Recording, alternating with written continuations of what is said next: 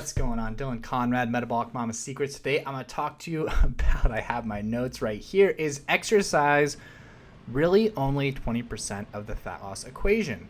Before I get into that, if you're watching this on YouTube, please like, subscribe, turn notifications on. If you're listening to this on Spotify, iTunes, follow, hit that bell button, turn the notifications on. All appreciate it, all helps the algorithm. So is 20% of your fat loss results, is that really only that is from exercise? And the short answer is yes. The long answer is no. So the short answer being yes is that 80% of your results are going to come from nutrition. The reason why that is 80% is because if my nutrition is dialed in 100% and I am not exercising whatsoever, you will still see really good fat loss. Like really good, right? If you are exercising 3 to 5 times per week and your nutrition is even 90% adherent to whatever you're doing, whether it's macros, mindful eating, eating clean, whatever it is, even if it's 90% results and even if it's 90% adherent, it's not like you're going to see 90% results or even half the results. You might not see anything and you're still training 3 to 5 times per week. So that's why 80% of your results will come from nutrition. So does that mean training doesn't matter at all? No, that's not the case at all. And if your nutrition is 100% and you're adherent to your macros, hitting them day in, day out for weeks on end, where do you have to go? Because that's perfect. That's dialed in already.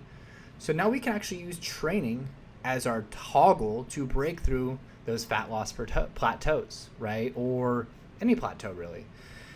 And so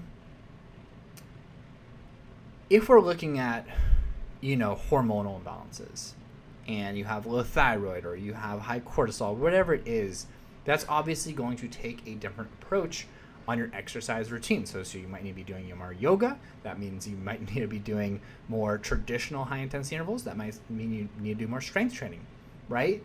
But within whatever exercise routine that you're doing, whether you're doing HIIT or whether you're doing, whatever it is, each week, if you're just doing the same thing, you're going to get the same results, right? Your body's not adapting. You're not giving it a new stimulus to adapt to. But if we're creating progressive overload, which is structurally and strategically, which is what we do with our clients, getting better, creating more benchmarks, whether that's more volume, more frequency, more intensity, whatever it is, increasing week after week, our body will adapt to that new stimulus, right? And so if we look at, just strength training, right? If our weights are going up week after week, if we're looking at just our overall, how many calories we're able to burn in a HIIT session, our athleticism, right? Our performance. If we're looking at strength training, again, like, the muscle, the what's it called? The form, the exercise form. If your form's improving over time, that's gonna be another way that you can actually use a toggle to get better at it. And so you want to use progressive overload, right, in your training, and only if your nutrition is dialed into the T do you want to focus on your training. In fact, we had my client Jen, shout out Jen, what up, lost 20 pounds in 12 weeks, I think, and just kept it off for like 9 more months now. And she was like, I just focused 100% on nutrition and like got workouts in where I could. Once I got that down, only then did I really focus on the exercise portion. And we use that as a toggle to break through plateaus, to increase the rate of fat loss, to continue to see results week after week. And so that's my recommendation to anyone kind of just like getting into macros or getting into, hand portions or whatever it is, someone just starting, go all in on the nutrition. And if the training takes a backseat, so be it. That's totally fine. But once you get your nutrition dialed in 100% for like 2 to 4 weeks, then we can start focusing on training and like really using that as a lever, as a dial to increase your results by increasing your performance, the amount of calories you're burning, how strong you're getting, the athleticism you're producing, all that stuff. So hope this helps. Hope this clarifies things. I always say like it's all nutrition, it's all nutrition, it's all nutrition. It is, but we get our clients to a point where their nutrition is on point, and then we start using our training as our lever to break through plateaus and continue to see results and continue to just like get stronger, because like, it is good.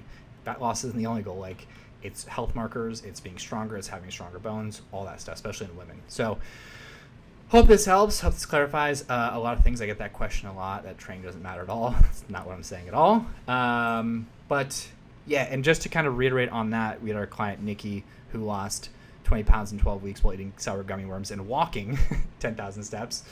Or actually, it was 6,000 steps. She still had a progression on her steps, right? It was like 5,000, then it was like 5,200, and then it was like 55. So it was like linear progression on that. So whatever you're doing, just create some sort of progression after you get your nutrition dialed in. That was kind of ranty at the end. Apologize for that. I write notes now so I can stay on point and not just ramble, but I hope this was helpful.